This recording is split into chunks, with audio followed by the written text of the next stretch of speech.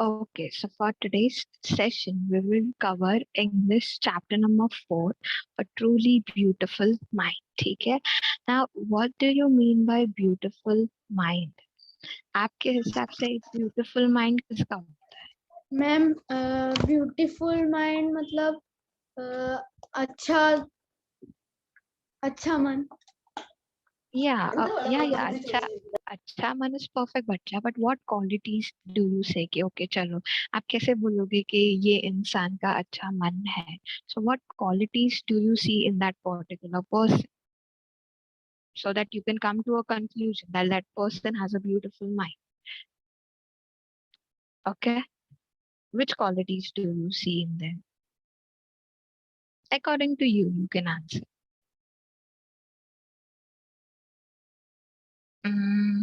Okay, no problem. So when I talk about beautiful mind, it can be said like considering this chapter, हम लोग बोल सकते हैं that a person जिनका dreams हो या wishes हो, but वो किसके लिए हो, which is for the beneficial for other countries, okay? Other country हो गया या for the entire people and not for themselves.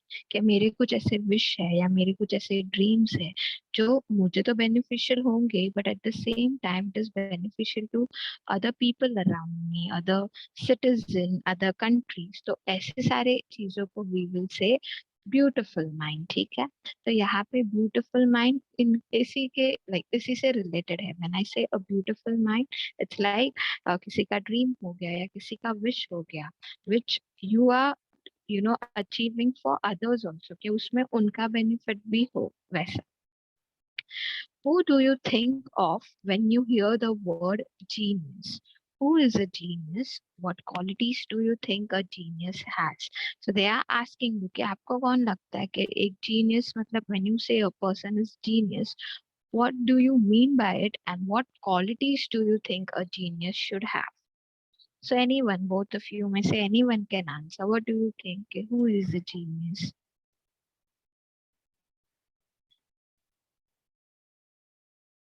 अगर हम किसी को जीनियस बोलते तो हम क्या मतलब कौन से बेसिस पे उसको जीनियस बोलते हैं?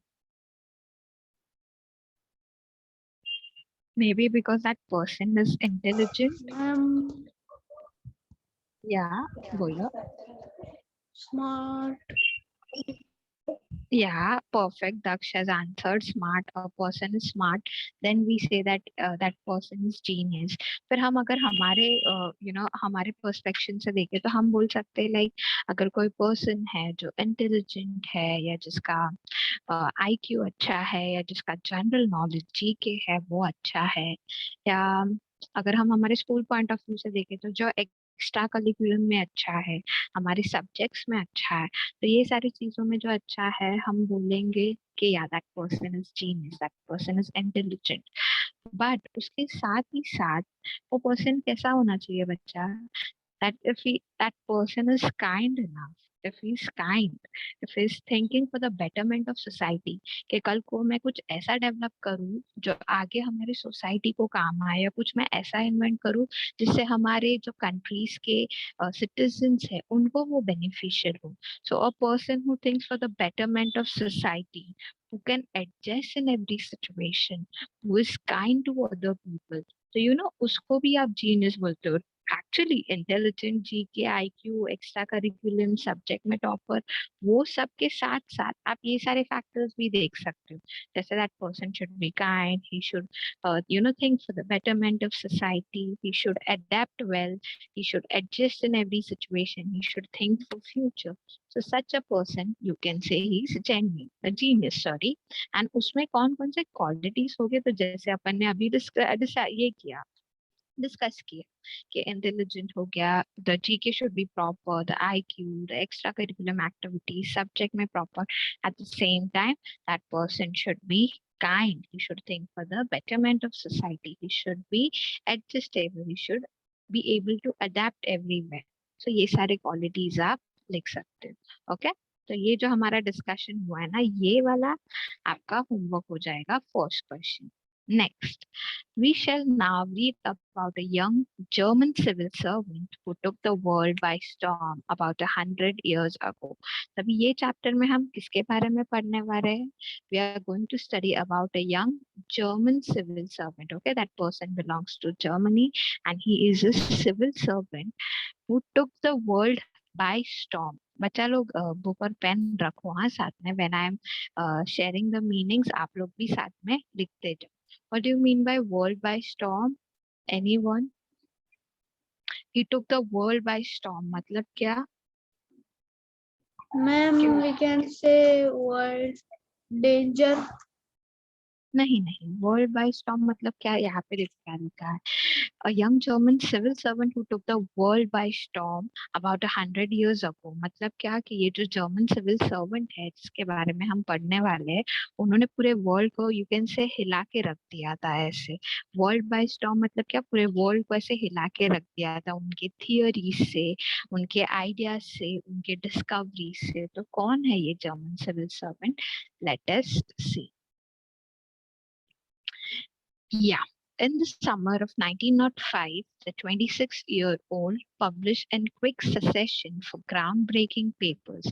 ठीक है, तो 1905 ईयर में ये कितने इयर्स के थे? ये 26 इयर्स के थे जिनके बारे में हम पढ़ेंगे.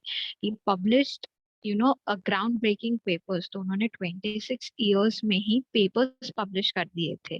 किस चीज से रिलेटेड थे वो पेपर्स? उनका टॉपिक क्या था? It was about light. के लाइट से रिलेटेड उन्होंने एक पेपर लिखा था. फिर था द मोशन ऑफ पार्टिकल्स. जो आप मोशन ऑफ पार्टिकल्स पढ़ते हो ना साइंस में, उससे रिलेटेड था. लीनियर मोशन और ये सारी जो मोशंस है, लाइट है, and electrodynamics of moving bodies and energy. ठीक है, एनर्जी हम लोग को सबको पता है. एक बड़ा सा इजी फॉर्मूला कौन सा है उनका? ये today we are going to learn about. अगर आपको कोई आइडिया है, अब तक जीनियस के बारे में बोला है, जर्मन सिविल सर्वेंट है, तो वो कौन है? He is Albert Einstein. So today we are going to study about Albert Einstein. कि अल्बर्ट आइंस्टाइन कैसे थे, उनका उनका पर्सनल लाइफ, उनका प्रोफेशनल लाइफ, उनके अचीवमेंट्स, उनके बारे में हम आज के चैप्टर में पढ़ने वाले हैं. एंड उनके लिए यहाँ पे बताया गया है that he is a person with beautiful mind. Why? Because he was kind with everyone and he thought for the betterment of other people. Okay, so when he was 26 years old, उन्होंने 3 paper publish किए थे on the topic light, motion of particles and electrodynamics and energy. His work took up only a few pages in scientific journals, but changed forever our understanding of space, time, and the entire cosmos, and transformed the name Einstein into a synonym for genius. ठीक है, कि यहाँ पे क्या बोला है कि उन्होंने जो ये सारे पेपर पब्लिश किए थे, वो तो चलो थोड़े ही, मतलब जो ये साइंटिफिक जर्नल्स है उनमें उन्होंने थोड़े से पेजेस ही होंगे, but he changed forever our understanding of space. के जो उन्होंने थियोरीज थी, जो उन्होंने डिस्कवरीज किए, उनसे जो हमारा अंडरस्टैंडिंग है related space, time and entire Cosmos, वो कम्प्लीटली चेंज हो गया. हमारा जो थिंकिंग था वो कम्प्लीटली चेंज हो गया. एंड दैट इज व्हाई अगर आपको जीनियस का सिनोनिम, मतलब अगर आपको कोई दूसरा वर्ड देना है जीनियस को, एंड अगर आप आइंस्टाइन देते हो तो वो चलता है. मतलब कैसे? सी, आइंस्टाइन सर को एकदम जीनियस का सिनोनिम दिया है. ऐसा समझा यहाँ तक? Yes, ma'am. Okay. Why were you so loud बच्चा? चलो नेक्स्ट, अभी हम लोग उनके बारे में पढ़ेंगे. अभी कैसा था? अभी देखो, हम लोग को सबको पता है कि वो बहुत अच्छे साइंटिस्ट थे. इतने अच्छे अच्छे उन्होंने थियोरीज दिए हैं. बट लोगों को एक ये होता है ना बच्चा लोग, कि क्या ये जो अभी इतने फेमस है वो पर्सन, क्या वो बचपन में भी ऐसे ही थे? उनका बचपन में, मतलब जैसे वो बॉर्न हो गए थे, लोगों को पता चल गया था क्या कि ये सबसे बड़े आगे साइंटिस्ट बनेंगे, या उनकी थियोरीज बहुत अच्छी होगी? ऐसा कुछ लोगों को पहले से पता चल गया था क्या? कि या तो उनका लाइफ एकदम नॉर्मल था, सिंपल था, तो वो हम आज देखेंगे कि लोगों को एक ये होता है ना क्यूरियोसिटी कि क्या वो बचपन में भी ऐसे ही थे जैसे वो इतना अच्छे जब फेमस हुए तब हुए, क्या उन्होंने बचपन से ही डिस्कवरीज या थियोरीज पे काम करना शुरू कर दिया था, या वो हमारे जैसे ही नॉर्मल किड थे जो बाकी सारे बच्चों के साथ खेलते थे, स्कूल में टाइम स्पेंड करते थे। तो वो सब हम आज देखेंगे। Albert Einstein was born on 14th March 1879 in the German city of Ulm without any indication that he was destined for greatness। ठीक है, अभी आपको ये थोड़े थोड़े डेट्स ये सब याद रखना पड़ेगा। हाँ, तो उनका बॉर्न कभी हुआ था? 14 मार्च 1879 में वो बॉर्न हुए थे। ठीक है, and in the German city of Ulm. हमने ऊपर देखा that we are going to study about the German civil servant. तो यहाँ पे Parth, can you please unmute yourself? Can you please mute yourself? Yeah. So he was born on 14 March 1879 and he was from German city of ठीक है, वो Germany से belong करते थे, and without any indication that he was destined for greatness। ठीक है, destined मतलब क्या बच्चा लोग? destined मतलब हम लोग बोलते हैं ना किस्मत, जिसको हम लोग बोलते हैं fate, that is called as destine. तो किसी को पता नहीं था कि वो आगे जाके इतने ग्रेट इंसान बन जाएंगे और वो इतने फेमस हो जाएंगे। He was just like without any indication, मतलब विदाउट कोई साइन या विदाउट कोई हिंट, किसी को पता नहीं था कि ये फ्यूचर में इतने बड़े बन जाएंगे। On the contrary, his mother thought Albert was a freak. To her, his head seemed much too large. But on the contrary मतलब क्या, उसके opposite में क्या हुआ? उनके जो मदर थे ना, उनको लगता था कि अल्बर्ट एक फ्रीक है ना। What do you mean by freak? Freak का मीनिंग देखो यहाँ पे बाजू में दिया गया है। A word used disapprovingly to talk about a person who is unusual and doesn't behave और लुक और थिंक लाइक अदर्स। ठीक है, कि वो एकदम ऐसे अलग टाइप के बिहेव करते थे एंड वो नॉर्मल लोगों की तरह बिहेव नहीं करते थे, या उनकी तरह वो बात नहीं करते थे, वैसे सोचते नहीं थे। इसीलिए उसकी मम्मा को लगता था, अल्बर्ट आइंस्टाइन के मॉम को, कि he was a freak. And उनको ऐसा क्यों लगता था? बिकॉज उनका जो हेड था ना बच्चा लोग, दैट सीम टू लार्ज। उनका नॉर्मल बच्चों का हेड कैसे होता है, उनसे उनका सिर जो था वो थोड़ा बड़ा था, एंड इसके लिए उनकी मॉम को लगता था कि ये तो बड़ा फ्रीक है।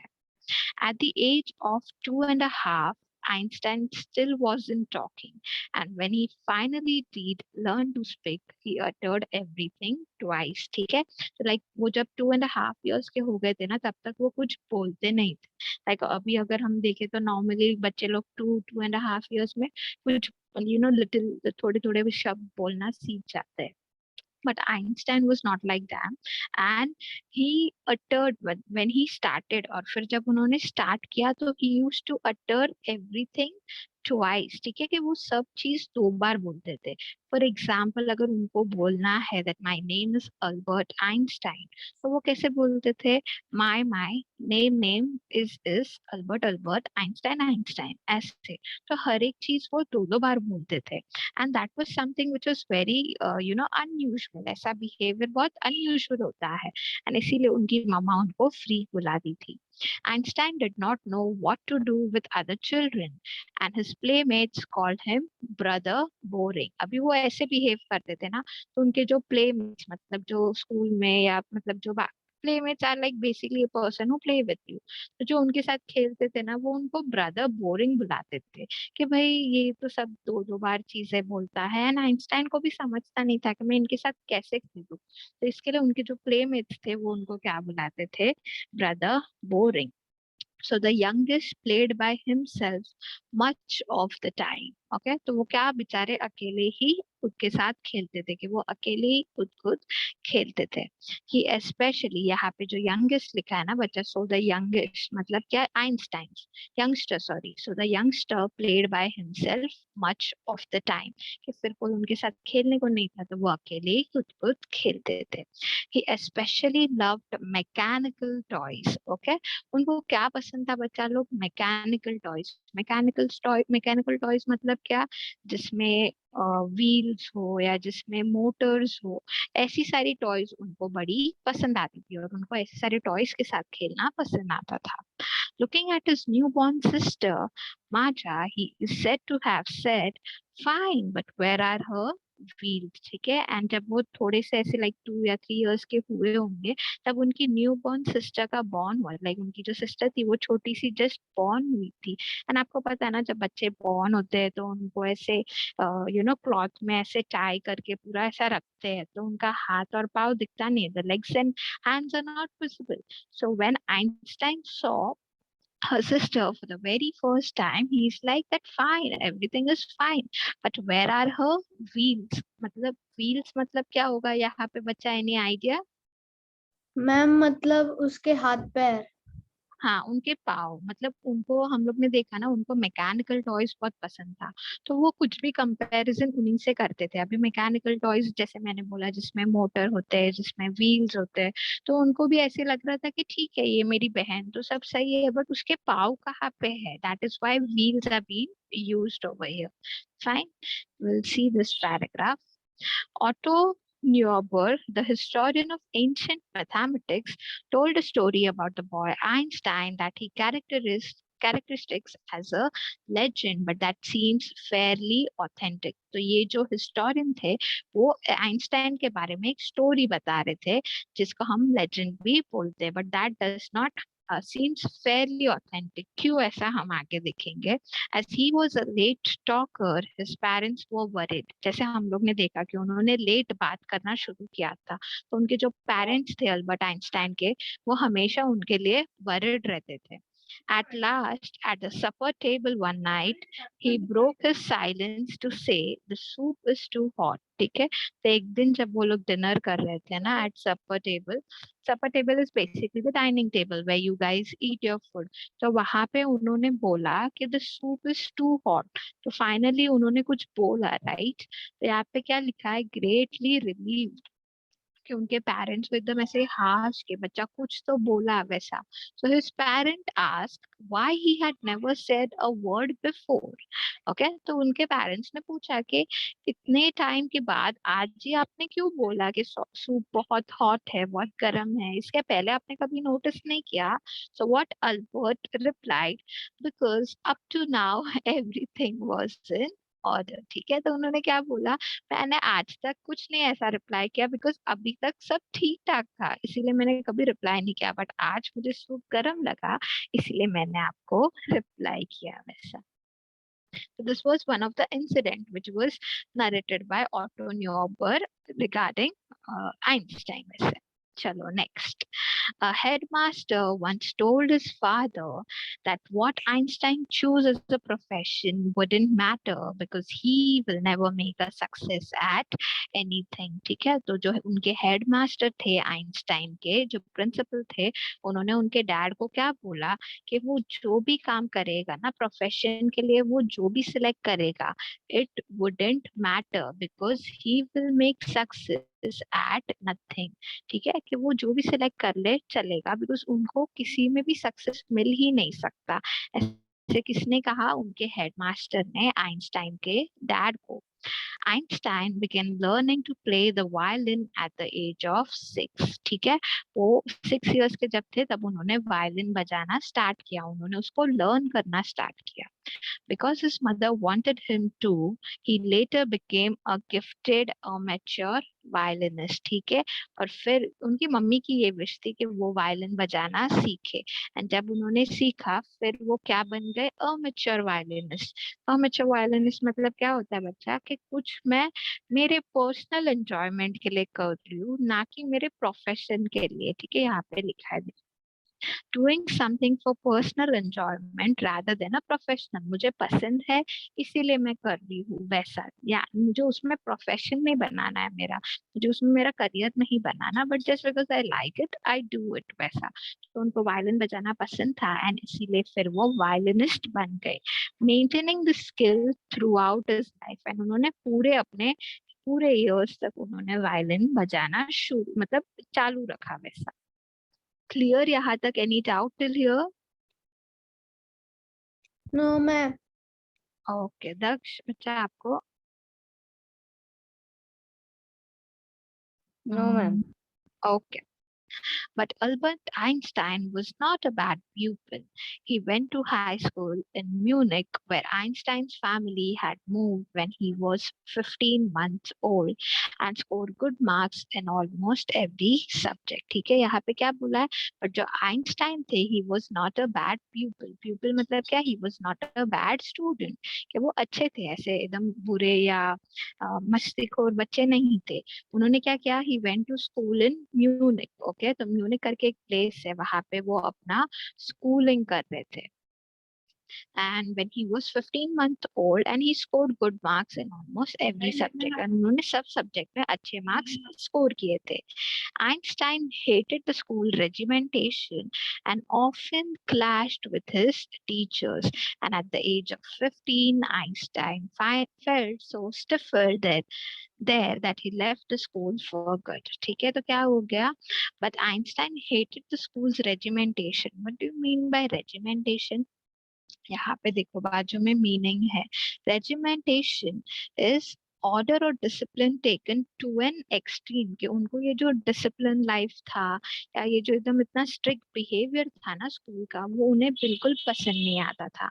एंड उनकी इसी वजह से उनके जो टीचर्स थे उनके साथ बार बार आर्ग्यूमेंट्स होते थे, और बहुत बार उनके झगड़े होते थे उनके टीचर्स के साथ. And finally at the age of 15, जब वो 15 साल के थे, उन्होंने he felt so stifled मतलब क्या? Unable to breathe, or you feel suffocated. That he felt very suffocated. He did not like the atmosphere over there, and that is why he decided that I need to left the school for good. कि अगर मुझे मेरा कुछ अच्छा करना है तो मुझे स्कूल को लीव करना ही पड़ेगा. मैं यहाँ पे ऐसे स्ट्रिक्ट बिहेवियर में स्कूलिंग नहीं कर सकता. ठीक है, तो यहाँ पे हम लोग ने देखा दैट 15 म्यूनिक में वो अपना स्कूलिंग कर रहे थे, but he did not like the strict behaviour and discipline. जो एक्सट्रीम लेवल का डिसिप्लिन था उनके स्कूल में, वो उन्हें पसंद नहीं आता था. एंड दैट इज व्हाई उनके टीचर्स के साथ क्लैशेस, आर्गुमेंट्स होते थे. And at the age of 15 he decided to leave school. The previous year, Albert's parent had moved to Milan and left their son with relatives. और ये जब उन्होंने छोड़ा ना, उसके पहले ही साल में उनके मॉम डैड मिलान में शिफ्ट हो गए थे. एंड उन्होंने अल्बर्ट को मतलब जो अल्बर्ट आइंस्टाइन है, उनको एक रिलेटिव के पास रखा था. After prolonged discussion, Einstein got his wish to continue his education in German-speaking Switzerland, in a city which was more liberal than Munich. ठीक है? After prolonged discussion, what do you mean by prolonged? मतलब after long and convincing discussion, कि उन्होंने बहुत discussion किया अपने parents के साथ, और उन्होंने बोला कि मुझे म्यूनिक में नहीं पढ़ना, मुझे जर्मन स्पीकिंग स्विट्जरलैंड, जहाँ पे स्विट्जरलैंड है, जहाँ में जर्मन भाषा बोली जाती है, मुझे वहां पे पढ़ना है.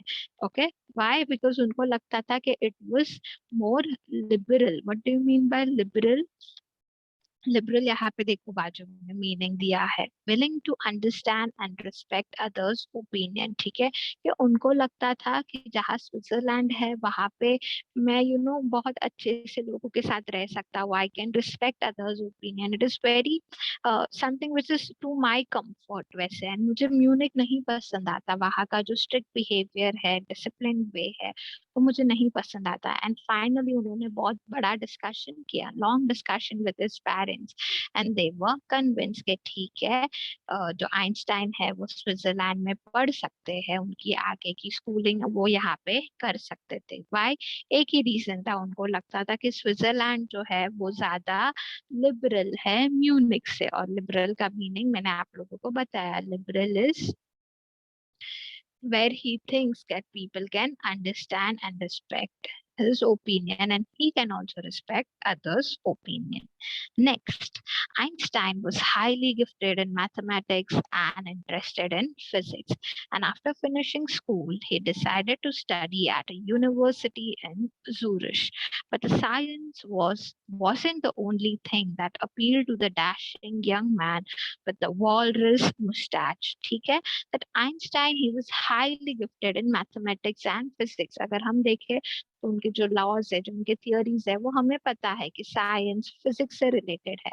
तो तभी उन्हें पता चल गया था स्कूल डेज में ही उनके, कि मुझे है ना मैथमेटिक्स और फिजिक्स में इंटरेस्ट है। ठीक है, उन्हें ये बात पता चल गई थी कि मेरा इंटरेस्ट कहाँ में, किस में है, मेरा इंटरेस्ट मैथमेटिक्स सब्जेक्ट में है और फिजिक्स के सब्जेक्ट में है वैसे।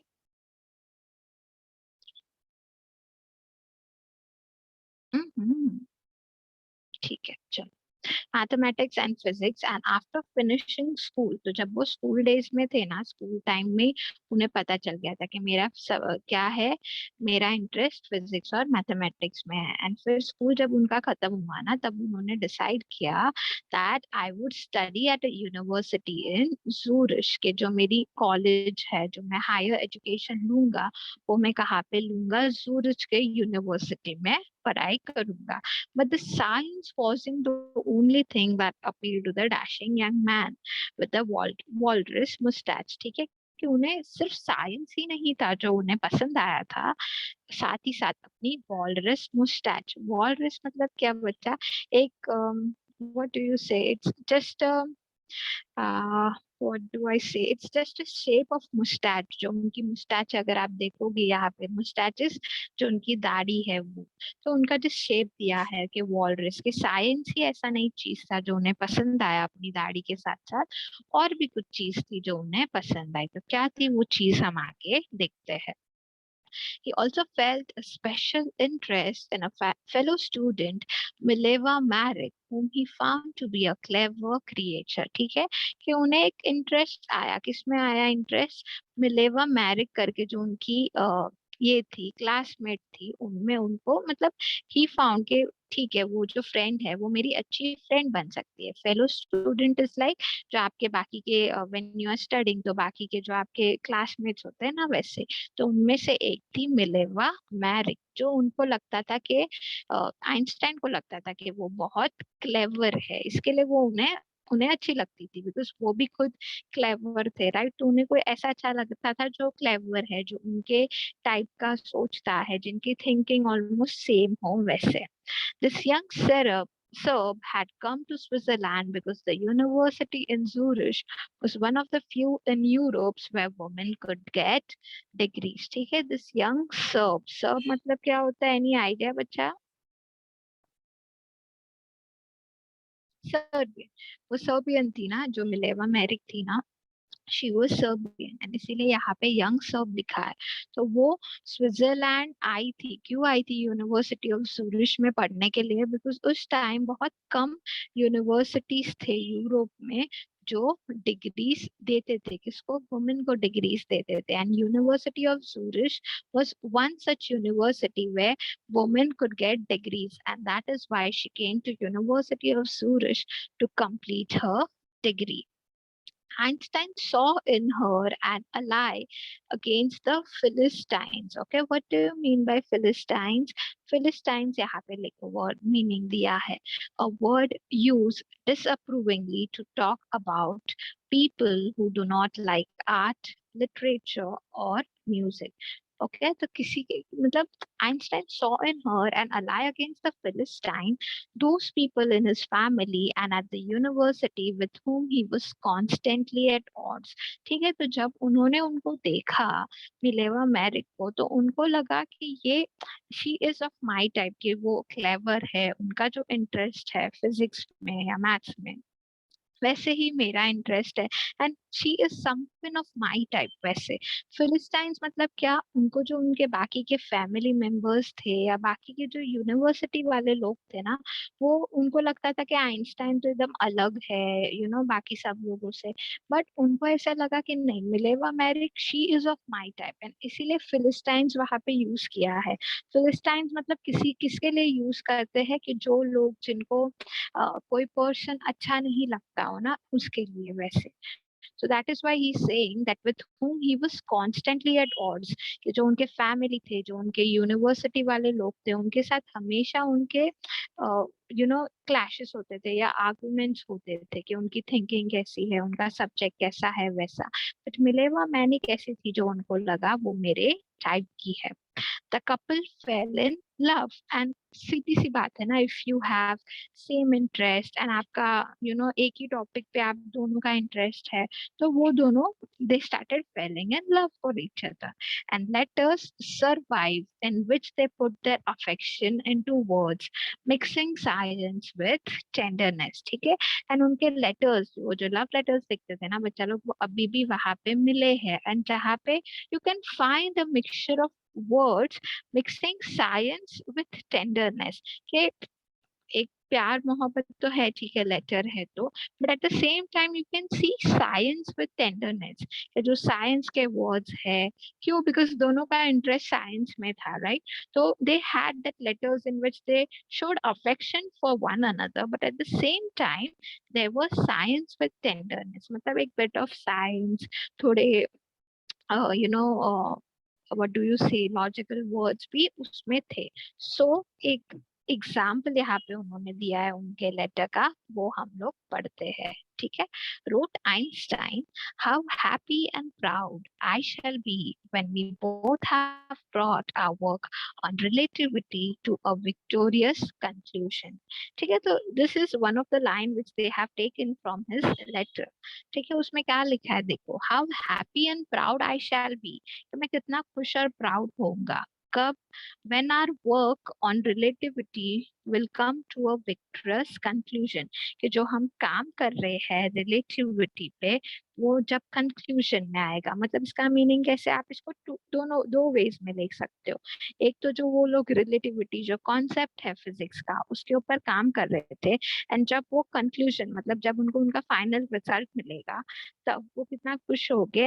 And at the same time since it's a love letter, तो उसमें आप कैसे ले सकते हो कि जो हमारा रिलेटिविटी है, मतलब the bond which we share will come to a conclusion, मतलब क्या, when we will get married. So this is one of the example which is given, that how they used to write letters to one another, but at the same time they had some mixture of scientific words in it as well. यहाँ तक समझा है बच्चा लोग? Any doubt till here? No, ma'am. Okay. In 1900, at the age of 21, Albert Einstein was a university graduate and unemployed. ठीक है, कि 21 years में उन्होंने graduation कर लिया, but at the same time he was unemployed. उनके पास कोई job नहीं थी फिलहाल. He worked as a teaching assistant, gave private lessons, and finally secured a job in 1902 as a technical expert in the patent office in Bern. ठीक है, फिर उनके पास job नहीं थी, तो उन्होंने क्या किया, उन्होंने ही started as a teaching assistant, वो लोगों को पढ़ाना उन्होंने स्टार्ट किया। He started giving private lessons, and then finally 1902 में उन्हें एक जॉब मिल गई। क्या थी वो job? As a technical expert in the patent office in Bern. ठीक है, कि पेटेंट ऑफिस मतलब क्या, पेटेंट किसको बोलते हैं? It is like, see यहाँ पे लिखा है meaning, it is a document which gives the right of an invention to an inventor। ठीक है, कि उन्होंने ये कुछ invent किया है, ऐसे उनके पास पेटेंट है, ऐसा एक रिटन डॉक्यूमेंट है। तो एक सिंपल वे में अगर आप बोलो तो you can say like a certificate वैसा। तो उन्हें जब उनका सर्टिफिकेट मिल गया, तब उन्हें ऐसा एक जॉब मिला 1902 में। और यहाँ पे देखो 1900 में उन्होंने अपना ये कर लिया था, लाइक 2 years उनके पास जॉब नहीं थी, फिर उन्होंने टीचिंग असिस्टेंट का काम किया, प्राइवेट लेसन्स देना स्टार्ट किया, एंड 1902 में उनको पेटेंट का काम मिल गया, टेक्निकल एक्सपर्ट का काम मिल गया, sorry.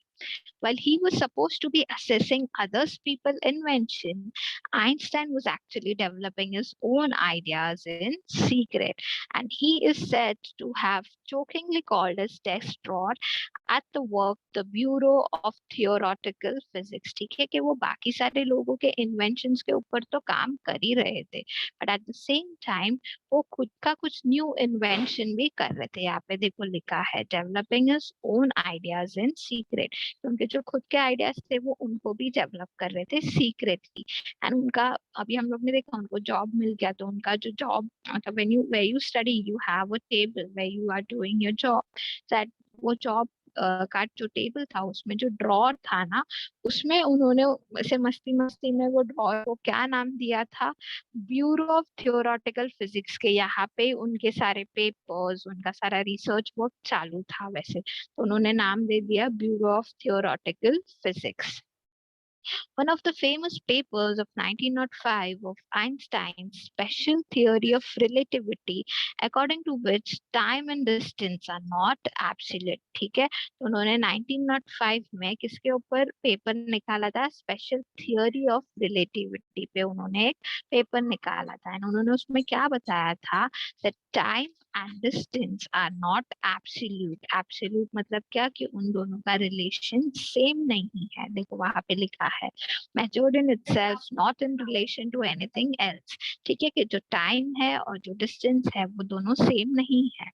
Indeed, two perfectly accurate clocks will not continue to show the same time if they come together again after a journey if one of them has been moving very fast relative to other। ठीक है, और उसको ये चीज को proof करने के लिए उन्होंने एक एग्जाम्पल भी दिया था that if you take two accurate clocks, दो नॉर्मल चलती हुई, उनमें अगर कोई एरर नहीं है, वैसे अगर आप दो क्लॉक्स लो और दोनों अगर सेम टाइम बता रहे हैं एंड दोनों को आप जर्नी पे लेके जाओ, और जब आप जर्नी से वापस आओगे तो दोनों ही क्लॉक सेम टाइम आपको नहीं बताएंगे। कोई एक क्लॉक वैसा होगा जिसका रिलेटिविटी, जो टाइम थोड़ा फास्ट बताता होगा।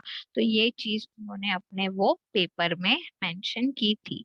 And from this following the world's most famous formula which describes the relationship between mass and energy. And ये फॉर्मूला आप सबने ही पढ़ा होगा, E is equals to mc²। तो यही, ये जब इन्होंने डिस्टेंस एंड टाइम की बात की थी, जब इससे रिलेटेड पेपर पब्लिश किया था, तब ये फेमस फॉर्मूला हमें मिला, which is E is equals to mc²। We will not go more deep into it, we'll just understand the term। E stands for energy, m stands for mass, and c is the speed of light in vacuum, जिसे आप you tell it as 3 lakh kilometer per second, or you also say is at 3 into 10 raised to power of 5 वैसा।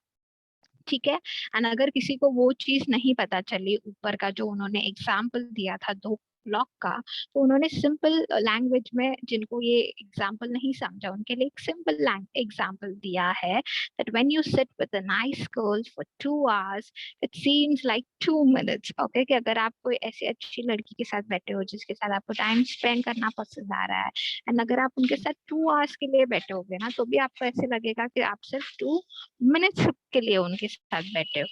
But when you sit on a hot stove for 2 minutes it seems like 2 hours. But अगर आपको ऐसे गरम चूल्हा बोलते हैं ना, हम गरम चूल्हा बोलते हैं ना, गैस पे बिठा दिया हो फॉर देन 2 मिनट्स, खाली 2 मिनट के लिए भी बिठा दिया हो, बट आपको लगेगा कि हाय हाय मैं तो 2 घंटे से उसके ऊपर बैठा था। so that is called as relativity। ये उन्होंने एक सिंपल एग्जांपल दिया है to understand what relativity is। यहाँ तक क्लियर है बच्चा लोग? Yes, ma'am. Yes, ma'am. Okay, okay, now the session will get over, so kindly join। okay, चलो I'll end, फिर वापस ज्वाइन कर लो क्योंकि अभी 1 ही मिनट बाकी है, तो वापस ज्वाइन करना आप लोग।